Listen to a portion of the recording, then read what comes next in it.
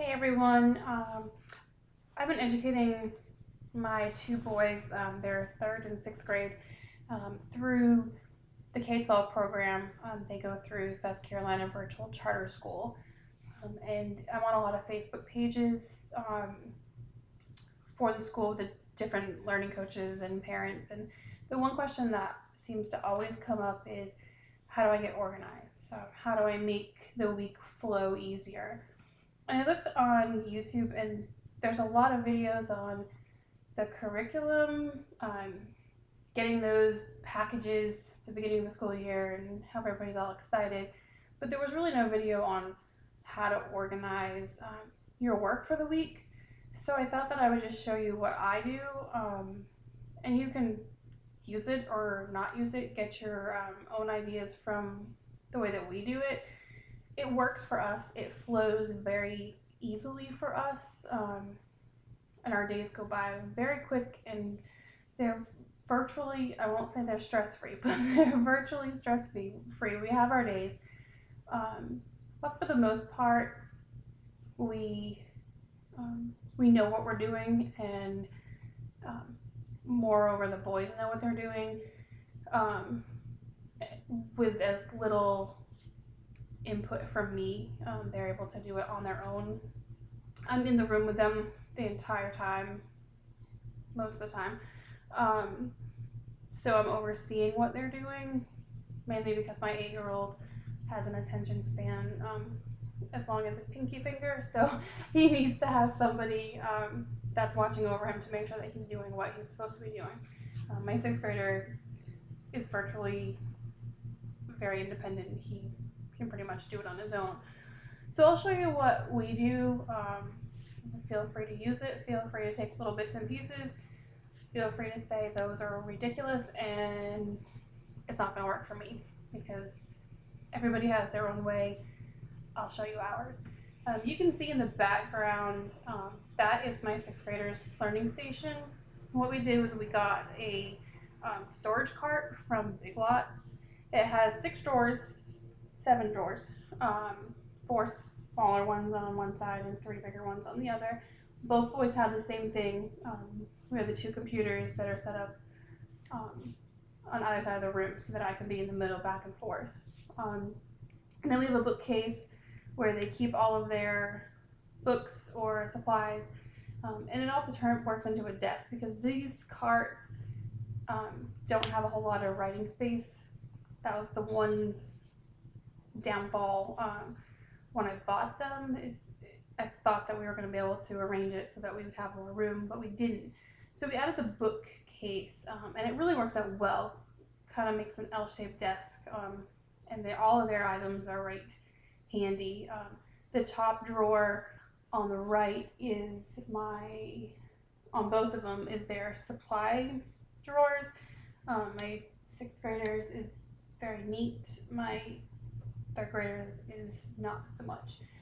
But that's their drawer. That's where their stuff is, and they know that if they keep it organized, things are easy to find. If they don't, they may have a hard time finding things when they need it. Each subject has a drawer, and I put their workbooks, their books, and notebooks, anything that goes with that subject goes in the drawer, so they know where everything is. And we do them in a particular order. We do them in the order of how much they dislike the subject. We figure if we do, like my 6th grader does not like history, so if we do the history first, get it out of the way, then the rest of the day comes through so much easier. So what I do, and I'll show you, this is my 3rd grader's binder, and they don't work out of the OLS, they work from calendars, and I always thought that that was a pain, but it's not that bad. So they have their binders, and my 6th graders is a little bit different, so I'll show you his too, but this is their calendar that they work out of, and it just shows each subject, and then it gives the lessons for that day. So what I do is I put this in the beginning of their binder. I have this one, which is not in a sheet protector so that as we do things, we can check it off, not only on here, but we check it off on the OLS as well. But this way we can kind of keep track, okay, this is done, we need to do this. So we have the current week, which is accessible. And then I take these and put them in a page protector so we can just follow up. So we can follow up if we are missing something. I can say, well, I know we did it because we did it on this day, or I can say, oh, we didn't, we missed that. So I just keep all of their calendars. Each subject is divided by these little dividers, but they have pockets in them, and I'll show you why I get the pocket ones in a minute. But as for my third grader, he has math, and then each subject has its own folder, so we can put paperwork that we've already done in there until he has his quiz or test. Then we usually file it, but this way we can keep it readily available, so if he needs to go back to look at something, he can. And this is why we use these pocket ones. This is his ELA, which is this language arts. This is something that he has due on Friday, and today's Tuesday.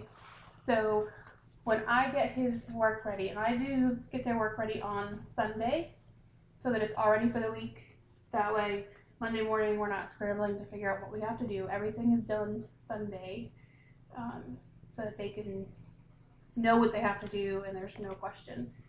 And then that gives me time to, if I have to get something together, or if I have to contact a teacher, that gives me time to do that too. So this is something that he's given on, we get the calendars on Friday for the following week, and with it comes anything that might be due throughout the week. Like this one is due, this is a all about me writing assignment he has to do, and it's due on Friday. So it goes in this front pouch so that he knows you have something that's due. It's not going to be on the OLS, it's something extra that you have to do, and then I write on it, it's due Friday the 28th, and he's a procrastinator, so we check back on this often. He hasn't even started it yet, so obviously that's tomorrow's project. And then again, each subject has its folder. Here's another one's due by Friday for science, so he knows that that has to be done. And then again, and then this is his history, which he doesn't have anything that he has to do for that. And he takes Spanish too, so we have an extra one for Spanish. So what I do is I take the calendar and I just go through. I start with math, just because it's the first one on there, and I start with it for, I go through for the week. So I'll show you his, well, he didn't really have a whole lot in the book for math. So for ELA, I'll show you what I do. He has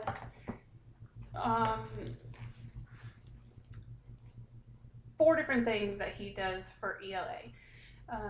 He has his journal, spelling, literature, and writing skills. So his book has, this book has both writing skills and literature and comprehension. So as you can see, I have all these little tabs, and last year I used sticky notes, but they got ruined very easily.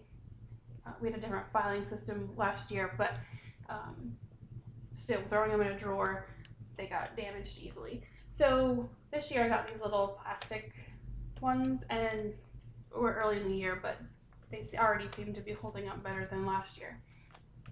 So I just go through, on Sunday I go through and say, okay, you know, he had nothing in the book for Monday, but he has, for today, he had,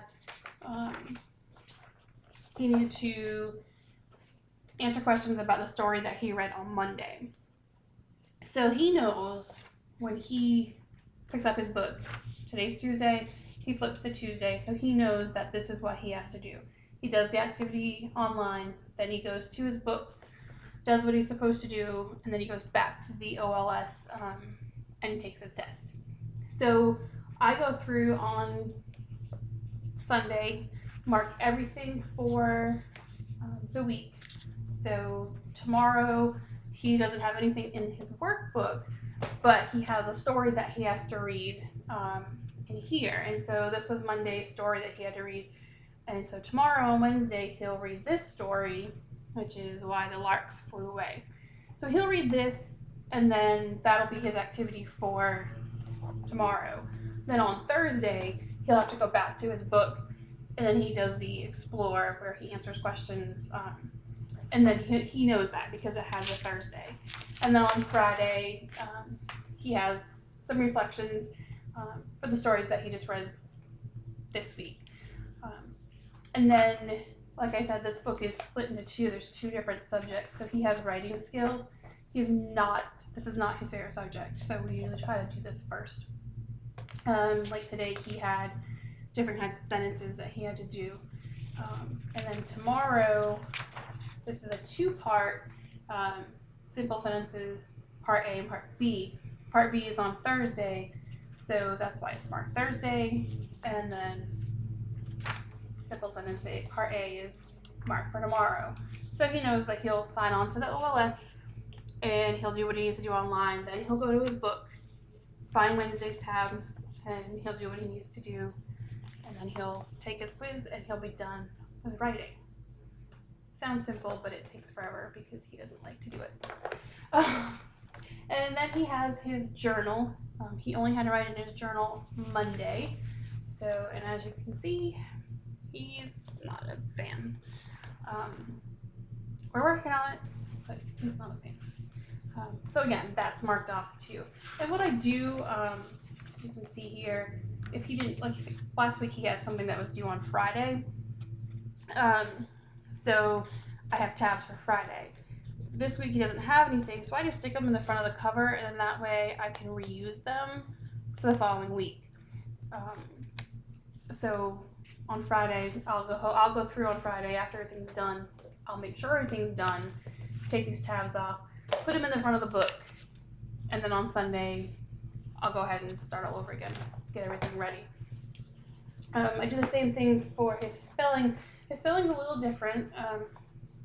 We got all fancy and did labeling until we ran out of labeling stuff. Spelling is he gets his words on Monday, and what I do on Sunday is I put them into a computer program called kidspell.com, and this particular book has he is supposed to do different activities throughout the week. He likes games, so we do the Kidspell. I put the words in on Sunday, and then he has Monday, Tuesday, Wednesday that he works on the Kidspell program. I put a link to it on his favorites board, and so he can just click right on it. On Thursday, it's an online program through the OLS, and then Friday's his test. So that's why there's only one tab, because everything else is online. That's pretty much it for him. It works for us. It works for me, and that makes it easier for them. I also do the same thing to my teacher's guides, just so that it coincides with his books. That way, if there's a question, I can flip right to whatever it is that he has a question on if I need it. And there are times when I do need it. My 6th grader is a little different. He has calendars for the month for each subject. I really like that better, because if I know that we have something that's going on, they're not supposed to skip ahead, but we can get stuff done ahead of time. So that I like it better monthly than weekly. So this is his Class Connect. These are his online classes that he has, and we just made a schedule just because it makes it easier. He has 2 Monday and Wednesday, and then he has 3 Tuesday and Thursday. The nice thing about him this year is that they're only half hour, so for the most part. So easier for him. So again, we do the same thing with him, with all the pockets, and we again do his in a different order because we do it by subjects that he dislikes first, that way. And with my third grader, he loves Spanish, so that's his last class. That way he knows that once he gets done everything, then he can do the class that he really loves. With my sixth grader, it's art, so he does everything and then has art. But it's the same process with my sixth grader, the same pockets and labels. This is his calendar. Like I said, it's for the whole entire month. Each class has one, and we just check them off as we go along. I put these in the page protectors because it's for the month, so I find that if it's in his binder, it has a better chance of getting torn for 30 days than a week. So these do go in the page protector. It's a little bit more time consuming to keep pulling them out, but I don't have to print them again because it got ripped. So, and again, his is really the same, other than the weekly calendars. His setup is completely the same. We do the same thing. He does it in the OLS. We check it off when we're done, kind of like a checks and balances type thing. And again, for him, it's really the same. This is his reading that he has to do. So he had reading for today, and then he has reading again on Thursday and Friday. And so he knows that. He knows if he wants to go look, okay, what do I have to do today? Which he does, especially the reading, because it's not his favorite thing. So he'll look to see if he has reading to do and how much, so he can kind of plan accordingly. He's pretty self-sufficient. Again, same thing. I match up the activity with the book, with his reading, or like with math,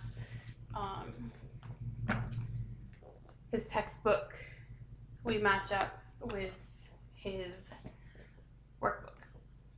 So that's really what we do. It's pretty basic. I probably organize more than the normal person because I have to be organized like that. But it seems to work, and I just wanted to share so that if somebody else, is a new family and they're struggling, they don't know how to make sense of calendars, they don't know how to get things organized, and believe me, the first 2 months of school last year was our first year, and I was out of my mind because every single day I was up in the morning trying to prepare for that day, and it just wasn't working. By the time the boys got up and had breakfast, I was already stressed out and they hadn't even been in the room. So me being stressed made their day stressful, and it wasn't working. So we came up with this idea, and it seemed to flow a lot better. So I just wanted to share, that way if somebody else is having the same issues, you'll have a place to start. Adjust it so that it works for you.